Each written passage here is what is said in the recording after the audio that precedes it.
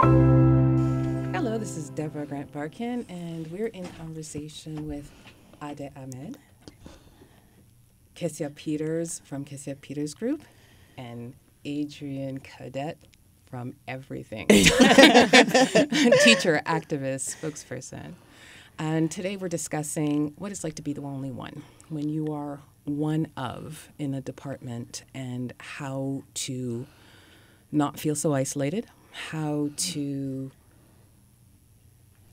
get through, how to break through the glass ceiling, how to navigate the waters, and what our personal experiences are. So when I started at the CBC, we were almost 200 people in my department, and I was the only black one there.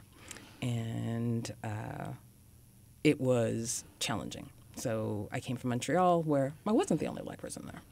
And it was never an issue. The last time I'd had an issue like that, I was living in Europe, and I was 17, and in Switzerland, where they did not have any black people. And I mean that. So it was a shocking moment, but when you come back to Canada, you don't expect it in a city that's only 2 hours away from your hometown. Like, it's 2 hours, and the landscape changed vastly.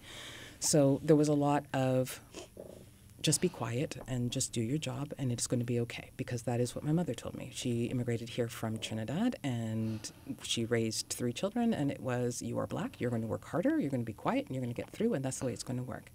But that's not necessarily the way it works, because while you're busy being quiet, other people around you aren't being quiet, and they're being noticed, and they're getting through, and we are kind of trapping ourselves through to our own upbringing, and are trapped by other people's biases based on, well, this is how you were raised and this is how we were raised, so we're just going to keep doing our thing while you be happy you have a job.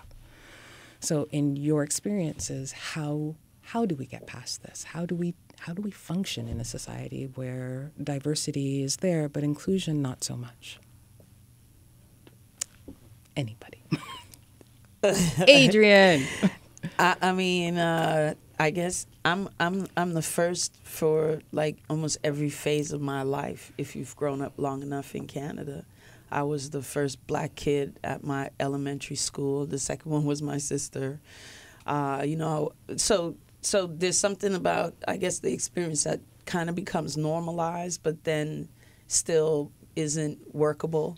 And I think for this version of myself, I'm not sure how to respond to the question per se, but I remember seeing this kind of flow chart that really represented what it felt like for me entering the profession I'm in now. Keen young black woman comes to the institution, is like, yo, I'm the one to change this, gets several beat downs that make it very obvious that you cannot change this broken system. And then older black woman leaves institution upset and happy that she's managed to leave with locks on her head that just might be gray now. And I think that it's been challenging, and one of the things for me, which would have been incredibly helpful, is to have had some kind of guidance and support from a mentor. But in the absence of that, it meant that the mistakes that you made were mistakes just like everybody else, but you paid more harshly for them. Yes. Because you sometimes didn't even know that you were making a mistake. And so you learn lessons. I learned lessons the hard way most often. And I think that my survival now is just make sure that any black women coming behind me don't meet that same scenario, and that they get the support that I wish I had. I have the ability to provide that. And that does give me some level of comfort and support at this point in my career, I think. Nice. That worked? Yeah, that worked. That worked. Mm-hmm. Young lady. Oh, yeah. Well, I really don't know how to address that question, just like you say. However, I can speak from my experience. I worked for the city of Ottawa for, I think, maybe between 10, 13 years, I can remember now. And yes, you have few blacks in the city at that time. But at the time, when you become part of the management, you quick to realize that you are the only black among the management. And even for you to get to that position, I was fortunate to work with a manager who, and I think at that time they even tag her as manager of black, because she's the type that she's very open-minded, or she was at that time. She left the city now. I got the job. I think it was for a year, but I realized I go for a meeting, and maybe if you have like managing forum, you look around, and I'll be the only black, and to top it all, a lady, because it's another thing to be black. Yes. And it's layered if you're a woman. Yes. So you have two jeopardies that you're going to deal with. And sometimes they will come to you, oh, are you sure you're supposed to be here? Like, what? Sometimes they even say, what are you doing here? It's what they're not used to. Yes. And I have to say, just like you said, it's very difficult because you know that you have what it takes to do this job. Yes. Most of the time, maybe more than some other people there, but because of the color privilege, yes, they got there. You probably worked so hard to actually prove yourself to even have a glimpse of that. And it's even more painful when people come to you to say, okay, what are you doing here? You're not supposed to be here. It can be very, very tough. And now I talk about it and I tell other blacks to say you have to be careful because things like this can be very stressful and it's very easy to take it home. So now you are battling this pain yes, at work and you're now taking it home because sometimes you take that pain, you can't dispose it at work because it's not appropriate. Yeah. So if you're not careful, you're going to take it home and now project it to somebody that honestly, he or she is just innocent. How do you detach from that? How do you detach from that? Is just like you said, sometimes you have to develop a thick skin and know who you are. Yes. That's one thing that carried me through. I had to always look at myself every morning and say, you are more than able to do this. You are smart. You have MBA. It's not picked from the gutter. You worked hard. You can do it. This is part of the challenge that you're going to have to go through for you to break the ceiling because you are breaking into a system that's already been solidly formed. I don't expect it to be easy. And I always tell myself, it's almost like a self-talk to say, you know what, you work hard. The truth is that we have to say that. As a black person, as a black woman, you may have to work harder. Yes. Your mistakes are not forgiven. And we always have to know that. Yes. Sometimes they tend to downplay mistakes from other people. But you are a human being. You are going to make that mistake. What does that mean? That means you have to work extra hard to avoid mistake. Sometimes you do make them because you are not God and you're not perfect. Yes. And sometimes because you are actually too careful, you end up making that mistake anyway. Yes. You have to learn to forgive yourself. It's quite the line. And that is the key because they will beat you down for that. If you beat yourself down on top of that, you are gone. Yes. Yeah, so true. What carried me through is I learned to forgive myself and say, you know what, Ade, you are just a human being. When people look for mistake critically, they get it. Unfortunately, you are in that position. Get over it, move on. Take on something else. And I've always been telling myself that at that time, that was what I had for mine. Maybe that carried me through. I said, I'm going to work here for a certain period of time because my ultimate goal is to be an employer. And I said, it's not just good enough for me to showcase myself as somebody who can do it. My way of contributing is to make sure I become an employer and I hire a minority like myself. It's all about empowering. When we still have that culture of, I have to work for somebody, the economic power is being stolen away from us, and it's time for us to take it back. So that notion, that ambition, that goal gave me the drive to keep on going and not looking at the beating down. I have that beat down, I put my cream on it, I smile on it, I focus on what I have, And all I say, I have my kids. They don't hate me. They are not looking for my mistake. If mom made mistake, it's just mom. They accept me. So I drew my power. And of course, I drew my comfort again from my faith. And that kept me going until when I say, what, I'm going to start my business. And I stood by my word. I said, if you can do the job and you are a minority, I'm going to give you that chance. Because if John Murray did not give me a chance at that time, I wouldn't have what I have today. That was how I dealt with it. And that's what I'm still dealing with it now. Yes. Thank you. So it was a learning. It was a hard learning, but Very, very it was hard. learning. It was knowing your path. It was knowing yourself. It was having confidence in yourself to be Yes. able to rise up through it, because nobody is going to give us that opportunity Nobody. to do that. Nobody. You have to take You have it. to know yourself. And it's the taking that opportunity that tends to be difficult for Black women. It is because... Yeah, and I mean, just like everybody else, I want nice things for my life too.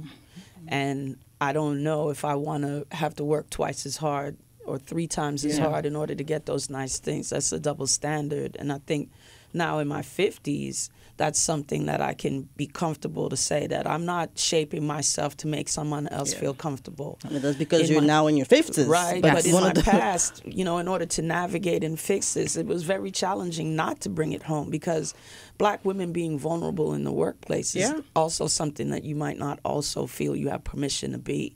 So I know I had this mantra, there's no crying at work. Yeah. There's Ever. no crying at work. You don't get to cry at work because that's just an additional vulnerability that might be used as a weapon against you. He's going to be So used. you're always on the defensive. Like you're rarely able to just kind of spread your wings and just be, because you have to form this kind of image. And then you get to a place where you're like, I'm not really interested in anybody else's comfort. Yeah. But that came through, dozens and dozens of mistakes and challenges and upsets. And I think that there's just some aspects of it that we should kind of just let go and avoid. But I just find that being vulnerable as women in workspaces is challenging enough. Being vulnerable as women of color in workspaces is additionally challenging. And then if you're the only woman of color in the space, then who do you turn to even unpack your day? Because if you messed up, then you messed up for the next generation to come, messed okay? up for You're the first Black Yes, woman that's- who made it to that We're level. holding that space Now, for so yes. many many people, things, you know what I'm just saying? Like, holding how it are they for going to you. judge the next Black woman coming behind me if I'm the screw up? Yeah. So You're the first one and you it's a lot screwed of up. pressure. I dare you. Yeah, it's a lot Really. of pressure. It's And a if you really a don't lot have of the pressure way, on you. let that Yeah. go. And so I don't know if my white female colleagues or have the same navigating of those things. And so I don't think that they have the same things that they need to confront and worry about. I feel that, so the ladies that I work with are fantastic. They don't, though. Like the pressure that I put on myself, I sense they don't have the same thing, and they are they're being very honest. It's, oh no, we don't feel that way. It's, oh, that's not the way it is. And I'm like, oh my goodness, our realities are so different, like so very, very different. And I wish I could feel that relaxed, and I wish my children could feel that relaxed, and I already see it in them. Yeah, for like I already see that tense feeling of I'm the only. So my son who plays hockey, and he's the only, and he'll say, and his teammates are awesome, and he's like, Mommy, I'm the only Black kid there. I'm like, yeah, but it's okay. Did anybody say anything? He goes, no, but. And I went and I spoke Just, like, to. noticed it. He noticed it, and I Exactly. I went to Hockey Life, and there was a young sir who was Black, and everybody who works there plays hockey. And I said, hey, I have a question. My son came up to me, and he said he's going to feel it for the rest of his life. I've felt it ever since I was a child. I grew up in Toronto. I was one of the only. He's like, the teams, they were great. They were, whatever. Yeah, so but the anticipation, though, going into something that would require me to have this double consciousness. Do I know the right codes to switch to? Do I know and that's I'm born in Canada. Yes. Of Caribbean parents, and I would say that I've got a privilege that I came from parents who were university educated, and certain things. So it sounds as though you have the correct tools, and then you get into a situation and you're like, wow, I misread this. I don't have the right code. I don't know what they actually need or how desire. How to navigate it. Yeah. And the sort of double consciousness that you are required to also train yourself in means that I've lived for the majority of my life in two worlds. There's my Monday to Friday world, and it rarely interacts with my Saturday and Sunday world. I even refer to my students and tell my students how I'm talking right now and how I sound is like come Friday 3:10, I let go of the Queen's English and I revert to more comfortable version of myself that I can share with members of the community who understand. Yes. So this is effort. To do this is effort. That means come Friday, I'm exhausted. Yes. I'm exhausted Yes. from all this code Well, I switching. mean, yes. I'm exhausted from trying to figure all this out. But the thing is that it is a game, right? That to navigate the system, you have to be able to play a certain game.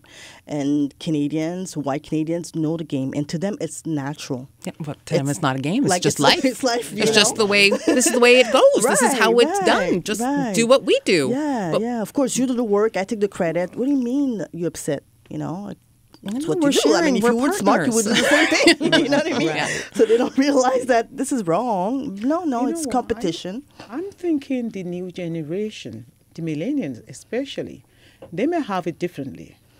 However, I am a Yeah. bit concerned because, like you said, we knew we had to work twice as hard. Yeah. The new generation, they're born here, they grew up here, they start to know the system as well. So they think that, hey, I'm doing the same thing my counterpart is doing, you know. And when they're going to get to a point where they realize, okay, I'm doing exactly the same thing, how come I'm not getting what I'm supposed to be getting? That's when they were going to realize, no, you're not supposed to. You're supposed to do more than Yeah. the next person Right. because Yes. you have this And- extra,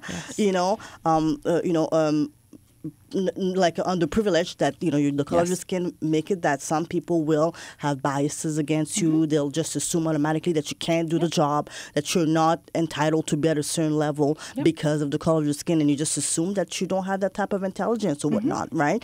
And you have to be the one to actually prove them wrong Yes. all the time. Which It's means a work challenge. Work harder. hard. So I think I'm a bit concerned that the new generation really think that. What do you mean? It's hon? going to be shocking. Oh, for yeah, it's them. gonna be Yeah. shocking. It is going to be a shocking and moment. I'm concerned equally because we've already got a model for why this might be a concern.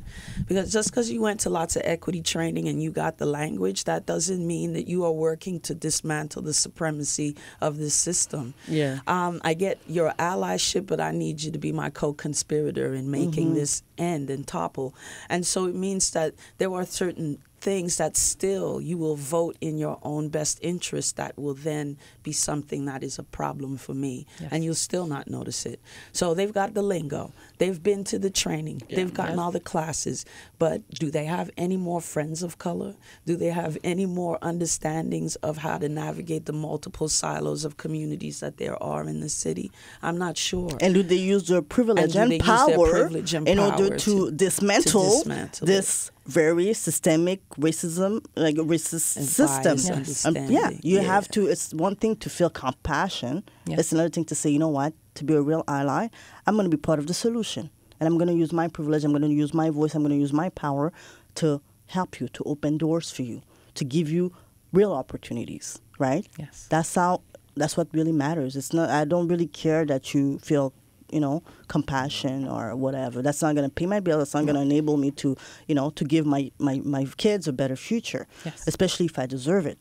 But if you use your the privilege that you've inherited, Yes. okay, to help make the society a little bit more equitable, then we're talking about, real partnership here, Real development. real Really development. moving forward. I don't know if that makes sense. Yeah, It actually does. absolutely. And I know if I want to go back a little bit, I was about millennials. Like I said, yes, they might have different orientation, different socialization. However, what I always say is that the mistakes our own parents made by saying, because sometimes when they tell you, oh, you have to work harder, you're already telling a child that you're not good enough. So that complex becomes latent in them, and they go to the workplace with that. What I believe or what I think maybe better way to say is to, empower that child. You are as good. Be yourself, because I knew what took me through this storm is knowing who you are. Because when it's systemic, it's not a hard cookie to break. And systemic is like a living being. If a manager stays there today, maybe you are liberal, you are nice, you commit to it, you might have another manager coming in next 2-3 years that is quite different. Systemic is a living being that lives beyond you and I. Yes, a system. Yep. Yeah, because it's a system. Look at the U.S. Yeah, but that system is made out of individuals. Yes, okay. It is. That are which I agree. Position of power, right? Which I actually agree to some extent. Yes, it is. But most importantly, I don't want to see our children as a victim. Mm-hmm. Yeah, you understand what I'm saying? It's such a fine line, though, because I don't want my kids to be a victim, but I don't want them to be surprised by it either. Exactly. Do you know what I mean? Like not equipped. I don't want to. Okay, equipped. You have to work. You shouldn't have to work harder, but you do. It's such a double. A child. I believe a child should be trained to give their best. And if that best means working harder than somebody who believes their dad is the managing director and they can do whatever they like, that shouldn't be their standard. Do you understand where I'm going here? Yes. Yeah, you have a high expectation. Especially having a high expectation, I think, is also a little different. So I have high expectations for myself. And, if I had kids in that kind of way, I know I would have a high expectation. I want them to do well. I want them to succeed. I'm not sure if I want them to confront that they have to do something in addition to just they don't have. That's the thing. I don't want them to do that. Yeah. But however, I want a child to have a culture of hard work. correct. Yes. Oh yes. I want a child to not to depend on godfatherism to get to where you need to get to. The truth is that, I'm probably being frank here, maybe because of my profession, I'm a psychotherapist. The truth is that they might have that coming on them. It's good for them to be aware because that will empower them to know how to deal with it. What is important is it shouldn't beat them down. And you don't have to kill yourself because the truth is that we've seen people working so hard and hard and hard and hard, and they still promote somebody behind you anyway. Yep, that's what we got to talk about strategy as well then. Yeah. Right? That's one thing to work hard. Yeah. But then you got to actually, like I said, when I see knowing the game, that means having a plan and having a strategy. Because getting a promotion doesn't happen just because somebody liked the color of your eyes. Exactly. It doesn't happen that way. Right. So I always believe that opportunity meets readiness is success. And on that note, it pains me because we can keep doing this for quite some time. We do have to wrap this up. So I think this is a conversation that needs to continue. Mm-hmm. I think we're going to have to find a way to do it again with a longer period of time. We'll I'd be like ready. to thank you all for coming today and to sit here and discuss these incredibly important topics that need to continue. These conversations need to continue so that we can take action. Thank you all very much. Thank you for having us. Thank you for having us.